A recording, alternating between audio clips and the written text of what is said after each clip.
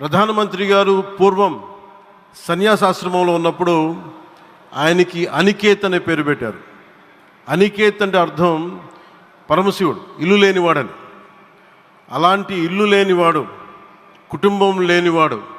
5 కోట్ల మంది కుటుంబాలకు, 5 కోట్ల మంది ప్రజల కోసం,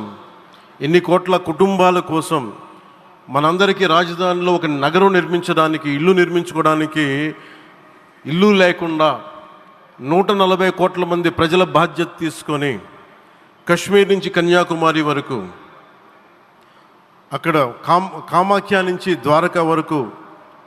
ప్రపంచమే, మన దేశమే తన కుటుంబంగా చేసుకుంటూ,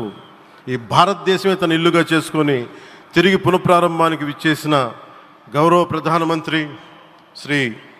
నరేంద్ర మోదీ గారికి మనస్ఫూర్తిగా మన అందరి తరపున, ఆంధ్రప్రదేశ్ ప్రజలందరి తరపున, అమరావతి రైతాంగం తరపున